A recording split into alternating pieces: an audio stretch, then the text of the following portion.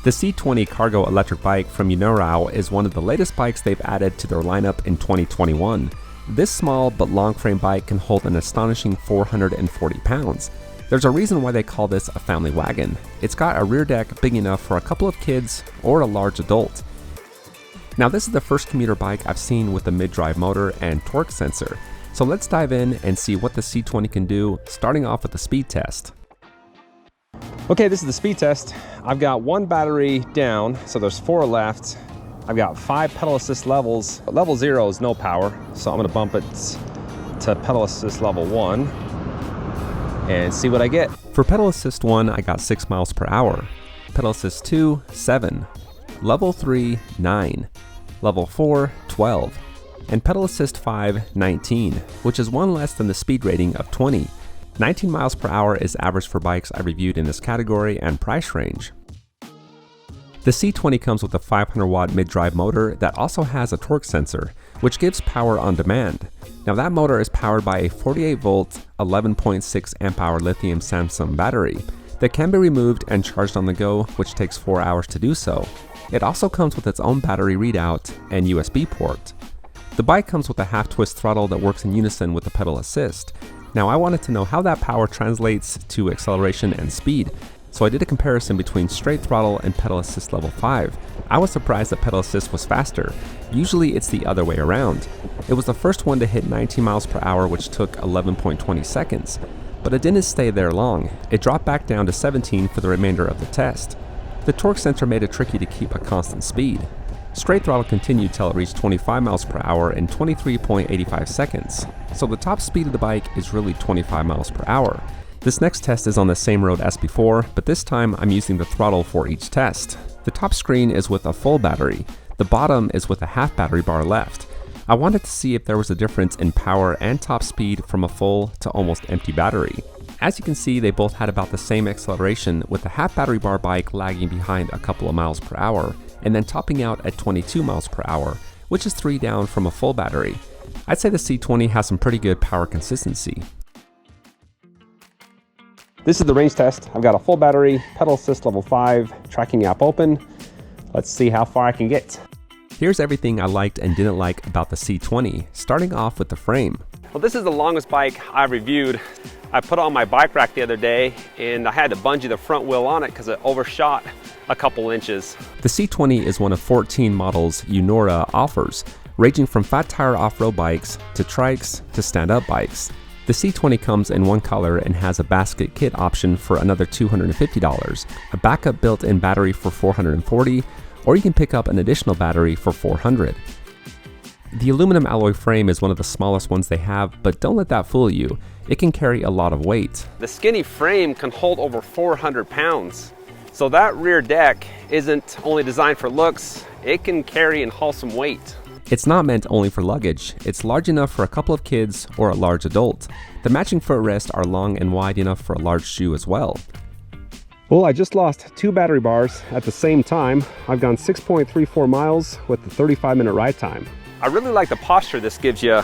I've got the handlebars raised to the highest position. I don't have to lean over at all. I'm basically sitting at a 90-degree angle.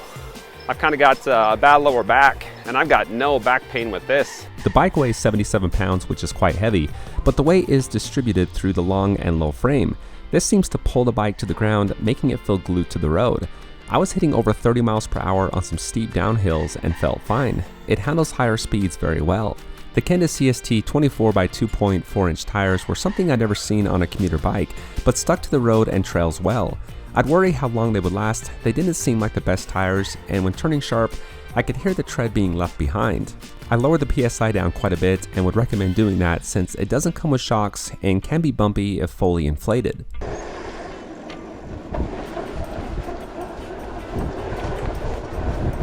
Okay, just lost another battery bar, 7.50 miles with a 50-minute ride time. The seat is a little bit rough. I switched into some padded shorts for this test. The other day I put about 5 miles on and my tush was a little bit sore, so just know that it's got a harder seat. Okay, I'm down to my last battery bar. I've gone 16.07 miles with 1 hour and 28-minute ride time. This is the first commuter bike I've tested with a mid-drive motor.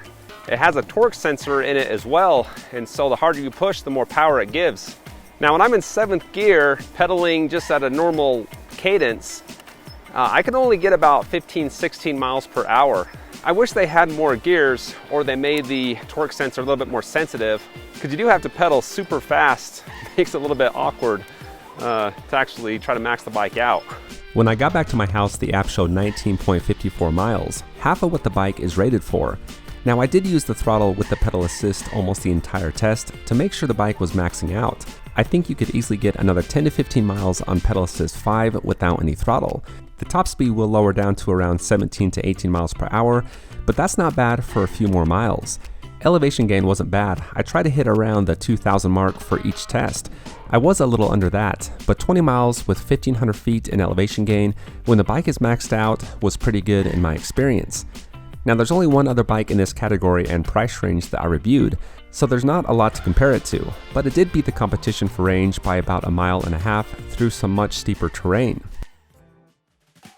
Now this is the no power test, just going down my streets. This is a slight downhill, so not really feeling too much resistance. Turn it around and head back up.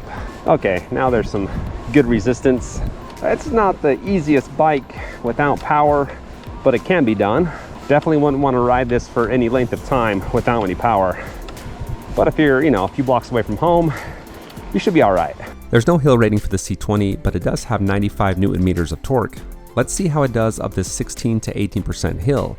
I did another comparison between a full and almost dead battery on pedal assist level 5 and was surprised how well it climbed when almost out of battery, reaching the same speed as the bike with a full battery.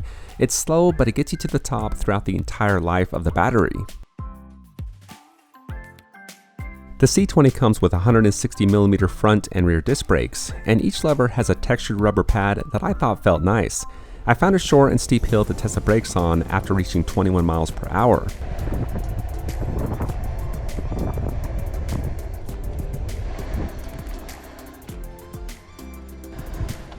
The brakes aren't that bad at all. There's no squeaking, stop you pretty good, no jerking or vibrating or pulsing. The C20 has a large backlit LCD screen. Here's an overview of its display and what you can do. Let me run you through the LCD screen. You got battery life indicator, pedal assist mode, odometer. On the bottom, it rotates between two different readouts. You have your trip distance and its average speed, and then your total odometer and max speed. If you hold down the plus button, that does reset the trip distance. Hitting the M button will engage the USB port. You can kind of see that icon light up. Plus and minus to change the pedal assist mode. 5 levels, 5, 4, 3, 2, 1, and 0. 0 level is no power. Hit that power button will turn on the lights. If you hold the minus button down, that engages the walk assist mode. And that only goes about 2 to 3 miles per hour. If you hold that M button down, that does give you access to the menu. There's a default password that I'll put in real quick. You can change that.